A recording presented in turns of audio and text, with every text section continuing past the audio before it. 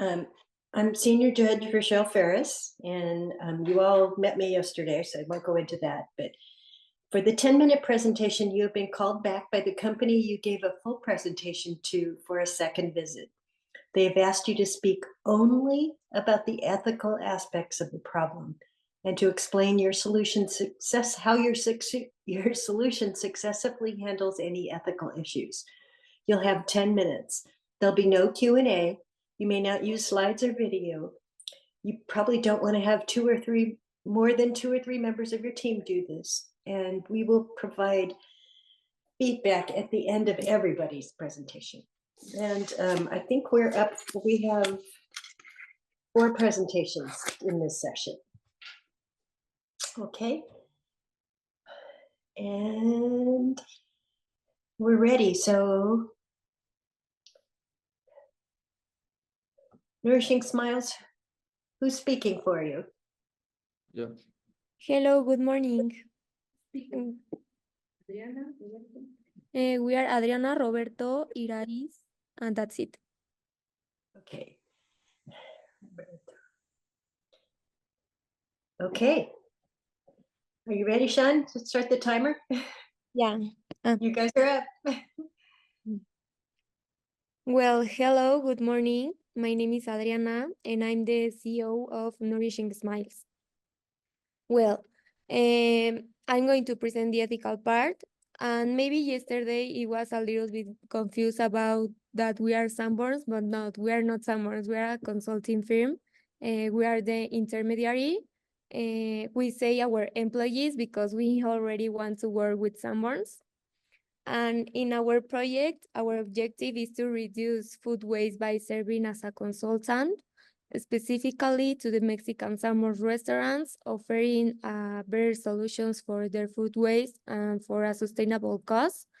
And in this way, we can help and solve a social and ethical problem about hunger in the country.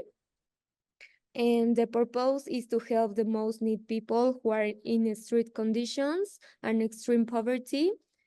The initiative is to collect the unused food that is still in good condition. In this way, we can donate that food to some canteen services that are located in areas near these branches, where people can go to eat and enjoy good food, complete balance, with food that has been donated instead of discarded.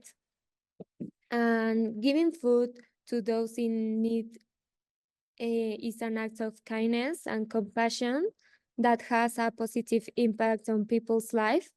From an ethical perspective, there are several reasons why it is important to help those who do not have enough to eat. And giving food to those in need is a way to contribute to an equal society. Then we are going to attack 5 values. And the first one is equality access to food. And the access to the food in canteen services is going to be for people in Mexico, no matter their origin, gender, or socioeconomic status. The second one is reducing food waste. And contributing to the food waste is a global problem that has serious environmental and social consequences. That's why we are going to attack it. And then the third one is sustainability. And a more responsible and sustainable model is promoted by avoiding waste of resources and waste generation. And this can help in some way to the environment. And then we have social responsibility. And we assume a responsibility to the community by offering a solution to the food waste and food reductions that affect many people. Then the last one is integrity and transparency. And communicating our food donations actions by the menu of the restaurants, we create awareness to the people that are consuming in the restaurants. Well, then I'm going to pass the word to our legal advisor. Thank you. Thank you, Adriana. Hello. Good day, everyone. I'm Ires Gonzalez, and I am the legal advisor. So today we are here happy to present an extraordinary project, one that aligns with the ambition goals to the Global Agenda 2030. This initiative has the potential to positively impact many lives and transform our community. In Mexico, there are numerous cafeterias and restaurants, like Tox, Vips, Jornale, and Wings. While these establishments are important, they don't quite match the scale and influence of Sambors. Sambors stands as a beacon in the Mexican culinary scene, with each why we have approached you today. These restaurants, both big and small, are vital to our local economy and cultural identity. They are more than just places to eat. They rich culinary heritage of Mexico and are integral to the fabric of our community. In these challenging times, our mission is to support these established, helping them to make a bigger impact in the life of Mexicans. To turn this vision into reality, we need strong, reliable partners who share our community ambition. After extensive research and careful consideration, we have concluded that Sambors, which is STEM reputation, resource, and influence, is ideally positioned to make a significant impact. Our proposal extends beyond more business interests, is represent a community-centered and a better designed to promote sustainable growth, celebrate local cuisines, and uphold the culinary heritage that forms the backbone of our society. We aim to establish a replicate and scalable model that could benefit hundreds, if not thousands, of restaurants in Mexico. Therefore, I want to emphatically state today that we have chosen Sambors as our preferred partner. We are confident that together we can substantiate positive change and the standards of the kitchens and restaurants in Mexico. Your expertise, support, and leadership are crucial to this project and initiative. I want to thank you for being here, and I'm going to pass the word to our CFO, Roberto. Thank you very much, Irais. I am Roberto, the CFO, and I'm going to talk about our services. Our services will be the food recovery. In this, establish partnerships with Sambors to collect the food items that what they have in mind to waste and are still safe for consumption. Next, the food distribution. We will oversee being the intermediary, and therefore we will take care of all the logistics from the moment we pick up the food in Sambors until we leave it in the community dining rooms. And well, then we are partnering with Muévete Bici. Muévete Bici is a program of the government of Mexico City that aims to promote the use of bicycles as an alternative and sustainable means of transportation. This to get help from people who commute by bicycle. While this will not be a solution to the problem, as we'll still need to hire trucks to transport the food, we will involve other people to join the cause and help us with transportation in the project. This will make more and more people grow with the help, and it will also create social marketing. Our next steps with Nourishing Smiles will be: the first one, conduct further market research to refine target population and serving offerings. Next, to secure partnerships with food donors and distribution channels. And finally, find more restaurants that join the cause to put end to this problem. And well, we conclude that it is almost impossible to make a change in the food industry, but what we can change is the reduction of food waste by also making a huge impact in the lives of millions of people in need of help, making sustainable and ethical solutions to create a better world. Let's make a change, not only for the millions of Mexicans that are starving, but also for your planet. We will be the first to work on the 2030 agenda and work with the ODS of zero hunger and responsible consumption and production. Food waste is not only an economic loss, it's also a loss of humanity and harm to our environment. We are at a crucial time for changes that have impact. We can not take things lighthearted. In Nourishing Smiles, we are encouraging you to join us as we take action to combat hunger in Mexico City by promoting responsible consumption. Our vision is to inspire all the millions of restaurants worldwide that waste thousands of food per year to do the same good action as we will do in Nourishing Smiles. The change starts today, and it can start with you all. Thank you very much.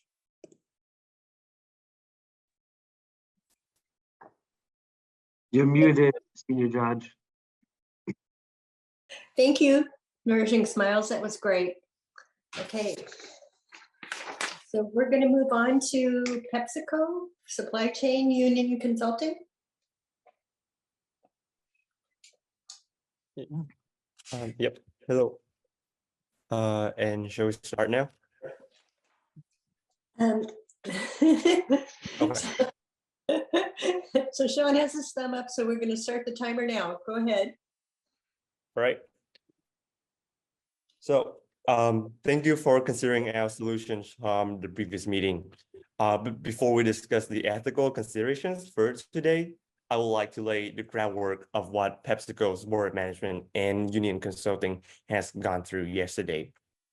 Just to reiterate, PepsiCo is a big global corporation in the convenient foods and beverages industry. Aside from the beverages, the products that PepsiCo offers include Lay's, Doritos, and Quaker Oats, which are consumed over 200 countries and territories over the world. And to make those snacks, the company fries the potatoes using vegetable oil, in particular, the palm oil.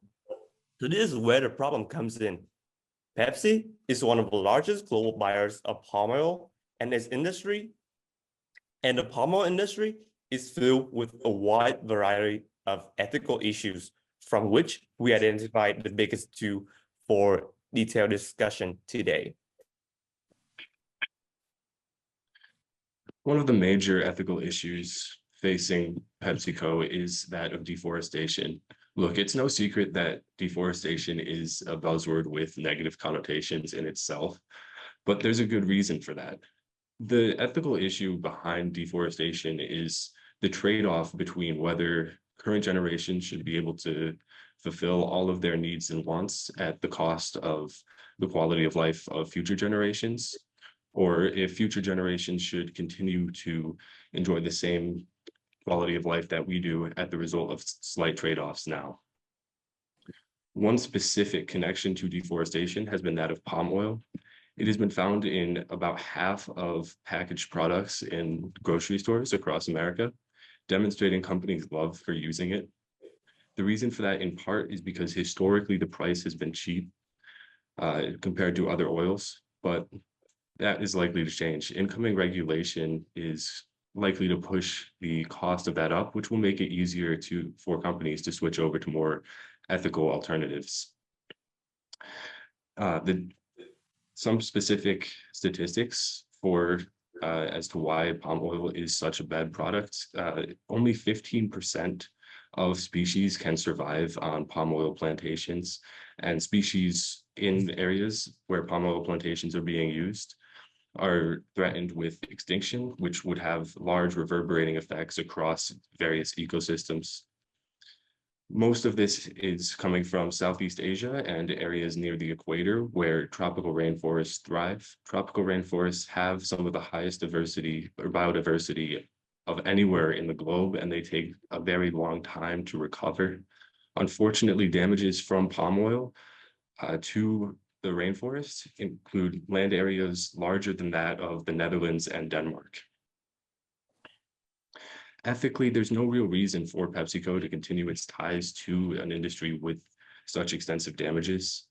According to the Economics of Ecosystems and Biodiversity, which was a 4-year study commissioned by the G8 nations, along with 5 of the largest developing nations, and the UN Environmental Program, the annual loss of value to the globe from deforestation is $3.5 trillion. That's a huge number. And PepsiCo's contribution to this number, just from its palm oil reliance, is well over $400 million. There's no need for these damages to continue. One of the alternatives that PepsiCo can and should use is that of sunflower oil. It's a clear, impactful, and simple solution that will be supported by incoming regulations. Sunflowers can be grown from Alaska to the equator and vice versa on the southern hemisphere. And they have significantly lower carbon emissions, along with better oversight of labor practices that we will introduce now. All right. Thank you, Jacob, for speaking on the ethical concerns of deforestation. Now, moving on to the second part of it, human rights abuses that is related to the palm oil industry. So firstly, the evidence. So if you look up palm oil and human rights abuses, there are more than 100,000 searches appear in less than a second. So there are a large number of official NGO reports on the human rights aspects of this industry. Here, we select two major reports to quote on. The first one is from Amnesty International, which is a UK-based international NGO on human rights. Wilmar and its suppliers engage in forced labor and child labor, gender discrimination, as well as exploitative working practices. As a side note, Wilmar is one out of three major palm oil suppliers to PepsiCo based in Indonesia. In line with this, the other report from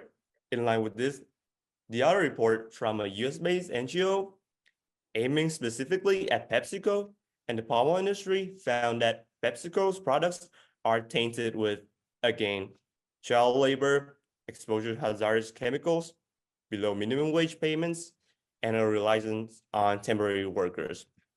Well, this is a serious ethical issue. We are talking about human rights, talking about real people's lives living far away in Southeast Asia. And from a non-religious point of view, as humans, we believe that every human on Earth deserves common, indisputable rights that we call human rights. In the modern days context, these rights encapsulate worker rights, wherein the essence remain the same: equity and justice. Well, one might say that work is voluntary and that these palm oil giants provide jobs, which seems like a great thing, right?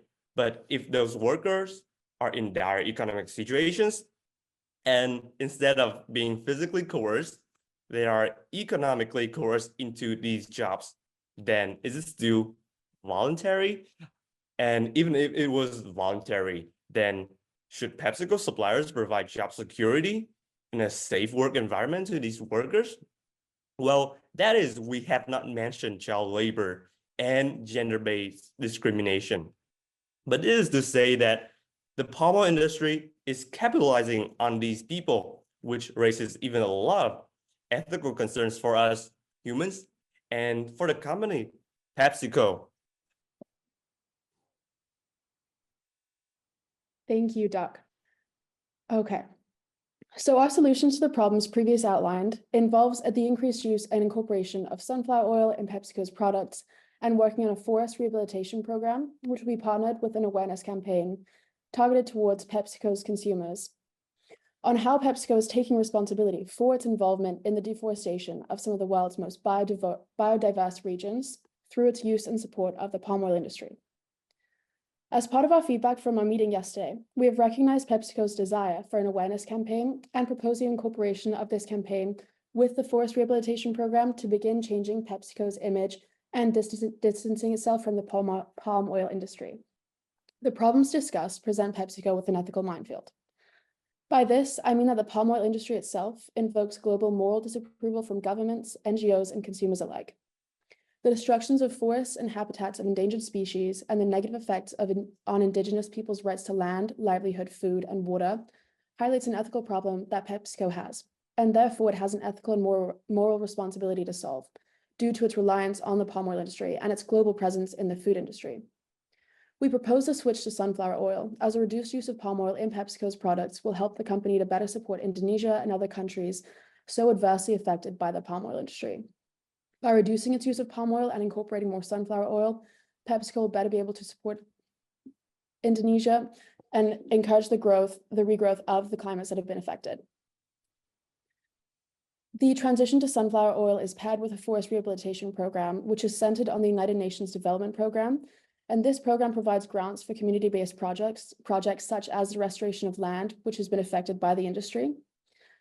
Additionally, the awareness campaign that we have suggested to couple with this would seek to raise awareness on the destructive palm oil industry itself and the systemic abusive practices that occur. This campaign aims to push consumers to make responsible and informed decisions regarding the purchasing and consuming of trends, as well as to help PepsiCo improve its brand image as it begins to distance itself from the palm oil industry. Ultimately, this campaign would provide consumers with the information needed to make responsible and sustainable purchases. Overall, as we have demonstrated today, the practices of deforestation and labor rights abuses as part of the palm oil industry endanger and actively harm current workers and endangers the world's future generations. Ethically, why should PepsiCo's growth be driven and dependent on an industry rife with human rights abuses that is actively destroying biodiverse regions? Shouldn't PepsiCo be a part of a global solution, especially when one is so readily available? Thank you for your time. Okay. Thank you, Union Consulting Team. That was excellent. Again, your feedback will be at the end of all 4 presentations. Okay. Energy Solutions Consulting. Hello, yep, we're here. Okay. So yeah, Shane's gonna keep, are you ready to start the timer? You have 10 minutes? Yep. Okay, great. Thank you. Oh, go. Sorry. Yeah, no, you're Okay, good to go. I'm Kobe Cree, the Chief Executive Officer of Energy Solutions Consolidated. I would like to introduce you to my partner, Anthony Barker. He is the Senior Ethical Consultant, and here he is. Thank you. So, as he said, I'm the ethical consultant for our company, and for the next few minutes, I'll be discussing the ethical issues surrounding the mining for the materials required to produce electric vehicle batteries. But before we go into that, I first want to discuss the materials that are required and that are mined for to produce these batteries. So the main materials in these batteries are lithium, cobalt, manganese, nickel, and graphite. We're focusing on the mining of lithium and cobalt. So for reference, one 1,000 pound electric vehicle battery contains around 8 kilograms of lithium and around 14 kilograms of cobalt. For comparison, a cell phone contains less than 1 gram of lithium. This just demonstrates the massive quantity of these materials that are required to produce these electric vehicle batteries. So when it comes to cobalt mining, we're focusing on the mines within the Dominican Republic of Congo, which produces over half the world's supply of cobalt. There have been many social and environmental concerns surrounding the mining of cobalt due to the conditions in these mines. The workers are paid the equivalent of only a few dollars per day, and they're forced to work very long, grueling shifts. These mines have also been found to employ children as young as 12 years old. Another major issue is the lack of personal protective equipment for the workers. As they mine for the cobalt, which is toxic to humans, they use nothing but their bare hands. On top of handling this toxic cobalt all day, they also inhale the dust that is produced while mining, which leads to many respiratory infections and other issues. When it comes to lithium mining, there are 2 main types of mines, the mining of brine deposits and spodumene mines. Brine deposits are primarily mined in what's known as the lithium triangle, which is located in the Andes Mountains within Chile, Argentina, and Bolivia. This type of mining is performed by pumping a brine solution out of the ground and leaving it in large pools to dry. As the liquid evaporates from the solution, which takes up to 24 months, a concentrate of lithium and other minerals is left behind. This concentrate is then transported to factories where the lithium is extracted and further processed so that it can be used in batteries and other various applications. So the next type of mining is called spodumene mining. Spodumene is a mineral with a crystal-like structure that forms in metamorphic rocks and it contains lithium as well as other valuable minerals. It's mined for by clearing the land and drilling, blasting, and crushing the bedrock. This material is then brought to a factory to extract the lithium from the other minerals. Now, this form of mining has raised many environmental concerns. In order to produce a 1,000-pound electric vehicle battery, it requires around 100,000 pounds of material to be mined and processed. The trucks used to haul these materials to be processed are some of the largest in the world and run almost nonstop, which use around 250,000 gallons of diesel per year, which causes them to emit over 2,400 tons of carbon dioxide per year.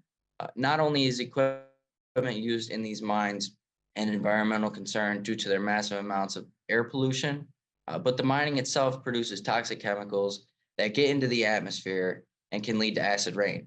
Once the lithium is extracted, these chemicals are released into tailings ponds, which are lined with impermeable polymers to prevent them from leaking, but they're never perfect, and they tend to leak chemicals into the groundwater, which further pollutes the areas surrounding these mines. So we are proposing a few solutions to combat the unethical practices involved in the mining of the materials required to manufacture electric vehicle batteries. The first one is to increase the governance over EV supply chains to ensure the companies producing these materials are using ethical and sustainable practices. And if they are not, they will be subject to tariffs in hopes of deterring them from using unethical and unsustainable practices. We are also recommending that hybrid and hydrogen vehicles be implemented by 2030. Now, we're not suggesting to get rid of electric vehicles completely because they definitely have a niche in the market, but to offer these other options as alternatives to EVs because they will help lead to a decrease in the demand for lithium, cobalt, and all of the other materials that are required to produce electric vehicle batteries.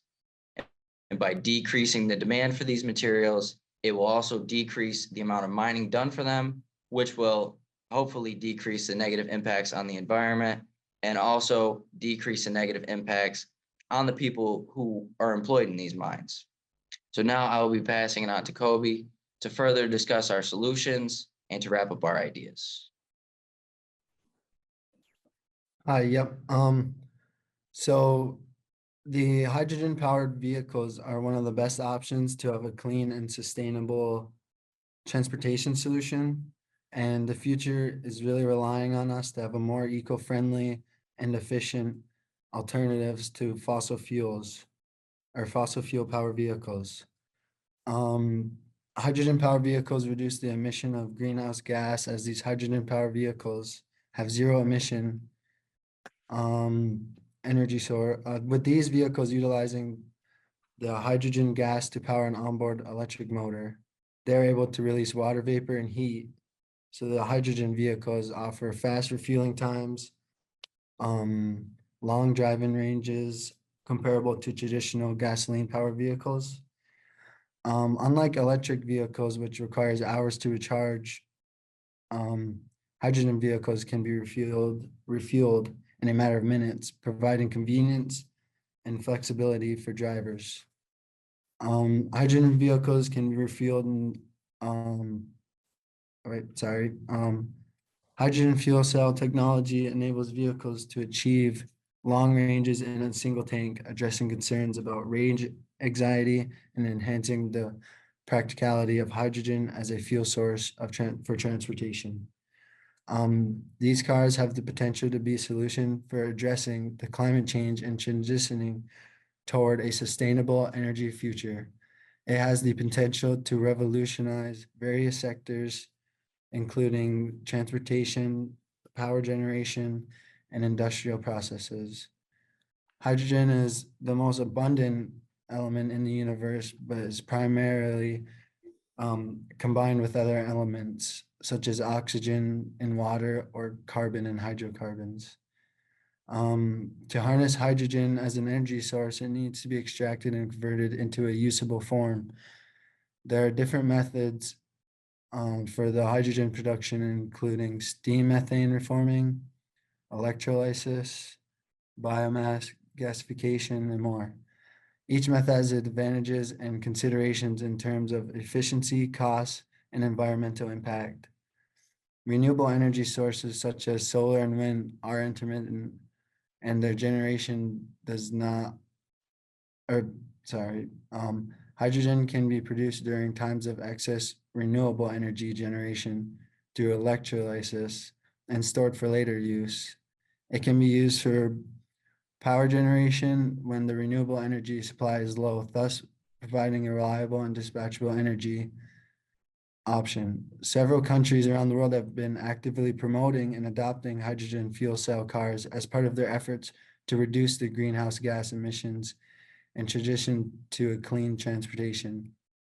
Some of the countries that have been using these hydrogen fuel cell cars include Japan, Republic of Korea, Germany, USA, China, and other countries like Canada and UK who have taken interest to switch to hydrogen cell powered vehicles and taken small steps and to promote the adoption of HPV or HCPV. In my culture, as I am an indigenous, we care about our land and environment very much because there's so much history that goes along with it. Promoting these hybrid and hydrogen cell powered vehicles will help the world be able to reduce carbonization and reverse land degradation. Yep. And that is it. Okay, all right. Well, thank you, Team Energy Solutions Consultants. And when I jump in my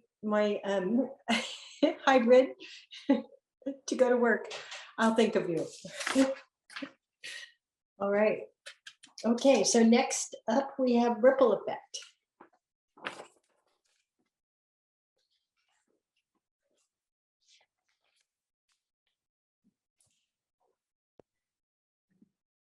Hi, good morning. Good morning, everyone. I am Alyssa Delgado, the ethical consultant at Ripple Effect. And I'm Lily Fairbank-Bermejo, your artificial intelligence expert. Before we begin, I would like to thank you, California Farmland Trust, for considering the solution we have proposed today. Today, my colleague and I are here to discuss a crucial initiative, the implementation of AI-powered drip irrigation systems in the San Joaquin Valley. We are not only here to discuss agricultural sustainability, but also underscore the ethical necessity of protecting San Joaquin Valley communities, particularly those most affected by environmental injustices. To set the context, let's delve into the significance of the San Joaquin Valley. Of San Joaquin Valley's 8 counties, 6 of them are in the top 10 agricultural producing counties in the United States.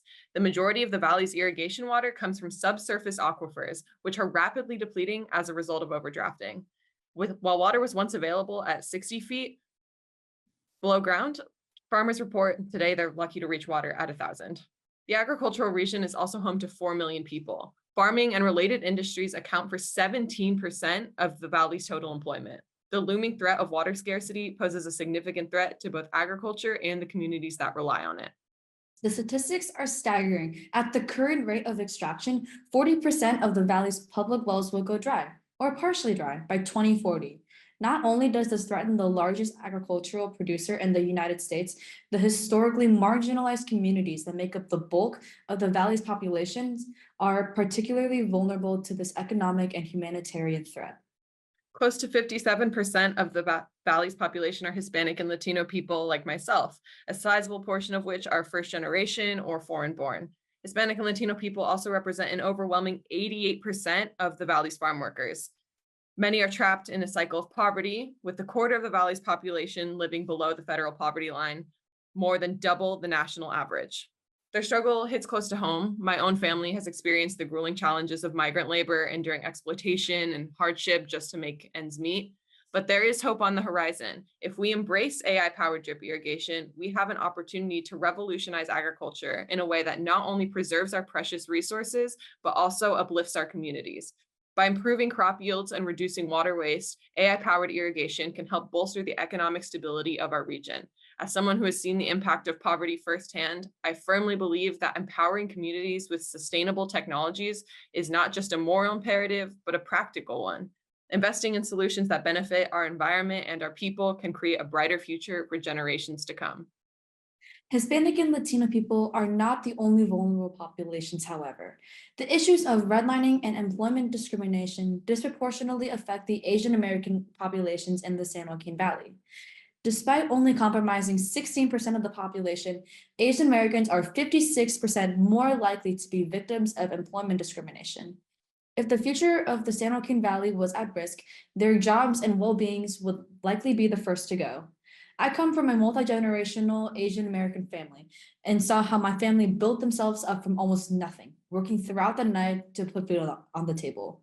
Well, we can't put any food on our future generation's table if there is no food coming from the San Joaquin Valley. If their wells begin to dry up, it will be those without the means to dig deeper wells who suffer. Another responsibility we hold as your consultants is ensuring you are using irrigation systems that minimize your environmental impact. The use of AI-powered drip irrigation can revolutionize water management in agriculture. This system optimizes crop placement, reduces water waste, and ensures sustainable crop yields, all while mitigating the risk of water scarcity. By combining drip and smart irrigation, the two most efficient systems of irrigation on the market right now, with AI, we have a vehicle for ultra sustainability. Additionally, it's crucial to recognize that the benefits extend beyond agricultural efficiency. By safeguarding water resources, we are also safeguarding the livelihoods and the well-beings of communities. This isn't just about ensuring a steady food supply, it's also an issue of social justice and equity. Moreover, implementing these systems involve engaging with local communities every step of the way. We must prioritize the voices of those most affected by environmental injustices, ensuring that they have a seat at the table and equitable access to resources. To this point, the most prevalent fear regarding the use of AI is that this technology will take away jobs. We want to emphasize that this is not the case with our solution. Most irrigation systems already operate with some sort of automatic timer and do not have a notable amount of human oversight. The only difference between these systems and our system is that AI irrigation is going to automatically adjust its schedules to avoid wasting water by only irrigating when it is necessary. In fact, our systems safeguard existing jobs and ensure that they will remain in place for future farm workers. It is especially necessary in the San Joaquin Valley, where farming is often a multi-generational profession. Take, for instance, Joe Del Bosque, a Latino San Joaquin Valley farmer who owns and farms 2,000 acres of land. His whole life has revolved around farm work, and he was able to purchase his own family farm in 1985. But he fears that the drought may finally put an end to his long-term enterprise.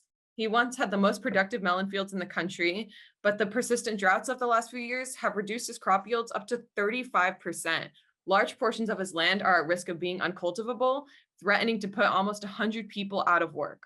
Several of his family members also depend on the farm for their livelihoods as well. The profitable farm he had hoped would sustain his family for generations may not even last the end of his lifetime. Del Bosque says, "I don't think I've ever had so much pressure in all my career as a farmer, and this isn't really the way I want my career to end. It's looking tougher and tougher and a little more grim every year."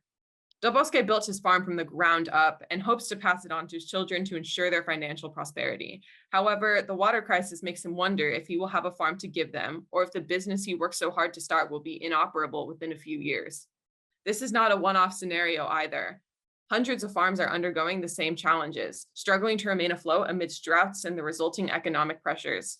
The issue should not be approached from the angle of competition. If businesses start going under due to a depleted aquifer, significant costs will be incurred by our own farms, and the residents of the San Joaquin Valley who rely on the aquifer for drinking water will be endangered. There's an ethical incentive to conserve water, both for businesses that use it and the community members that rely on it. The potential loss of large farms like Del Bosque's negatively ripples throughout San Joaquin. When even one field is lost, 100 people could lose their livelihoods. With our system in place throughout the valley, we are actively contributing to the longevity of resources and businesses. Our system is projected to reduce water usage by at least 45%, which significantly decreases the pace at which water will be extracted. By implementing systems that save water, the California Farmland Trust will help reduce groundwater overdraft, conserving the water that remains in the all-important aquifers, and ensuring farm owners and workers alike that they have a future to look forward to. And if we don't, in the worst case scenario, 900,000 acres of farmland will be lost by 2040. This will mean a loss of 50,000 jobs in an industry that accounts for 14% of the region's GDP. The economic blow would be devastating, and the negative impacts would not be limited to locals. California's entire role in the agricultural industry could be stunted.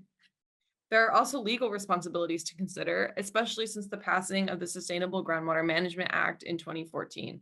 Chronic overpumping and climate change prompted the creation of this act that requires local water users to form groundwater sustainability agencies, but also develop and implement plans to reduce water use or develop new water supplies. Under this act, groundwater sustainability is legally required by 2040. The transition to sustainable groundwater management is not something that can or should be delayed. As stewards of the land and advocates for sustainable agriculture, the California Farmland Trust bears a profound ethical responsibility to uphold the regulations and guidelines set forth by the legal entities governing water use in California. Through our efforts, we not only fulfill our ethical obligation to the legal entities overseeing water use, but also contribute to the broader goal of responsible resource management and environmental stewardship in California's agricultural heartland. Using AI-powered drip irrigation systems in the San Joaquin Valley isn't just a technological advancement. It is a moral imperative. By addressing water scarcity and environmental injustice, we're not only sustaining agriculture, but also fostering resilient and thriving communities. We urge you, the California Farmland Trust, to join us in advocating for the ethical implementation of these systems, prioritizing the well-being of both the land and its people. Together, we can cultivate a future where sustainability and social justice go hand in hand. Thank you for your time. Okay.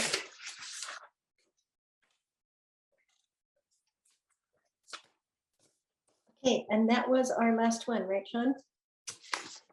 Yes, that's it. So feedback. Nourishing Smiles, I thought you guys did a great job. I can't find anything wrong with your presentation, and it also seems like a win-win solution for Sanborns and for the people in need in Mexico. And Adriana, you did a great job responding to the values. I liked how you numbered them: equality, reducing food waste, sustainability, social responsibility, integrity, and transparency. So the tiny little issue I had was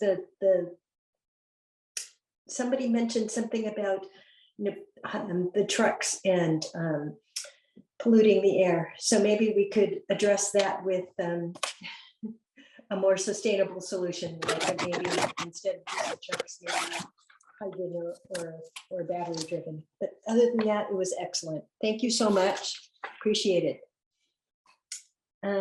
Second, okay. Second one, energy solution consultants. Okay. Let's see. As the owner of an EV and a hybrid, I resonate completely with your presentation. I also wanted to let you know I drive right by twice a day hydrogen refueling stations. So they're very popular where I live. Some feedback is some of your explanations were a little too technical and probably want to raise it up a level if you're presenting to executives. And then Anthony and Kobe, you were both reading without looking up. So I would suggest maybe you practice a little more. And then I also wanted to apologize. It looked like Zoom was giving some glitches, especially while you were presenting, Kobe. It was kind of going back and forth. So anyway, great job, and I like your solutions. Okay, and then let's see, PepsiCo, Jacob and Doc. I thought you guys did a great job, and it breaks my heart to know that this palm oil thing is still going on. This has been going on for at least 20 years, and PepsiCo had promised to address it years and years and years ago. So I love the proposed the proposed awareness campaign, and the switch to, I don't know if it has to be sunflower or some other sustainable thing. And then I also liked them referencing the UN program to reforest. So it was a good presentation. I thought you guys did great transitions, and thank you again for bringing that to our attention. Okay, and then ripple effect. I think you guys crushed it. Alyssa and Lily, you did great jobs transitioning. I loved your enthusiasm. It was well practiced. I think you did a great setup for the situation in the San Joaquin Valley, explaining the threats, empowering communities. And again, I don't see how this isn't a win-win for everyone. And the global food supply. I loved how you reminded us as the Farmland Trust that we are stewards of the land. So there we go. Thanks again, everybody. Thank you very much. Thank you. Thank you. See you later.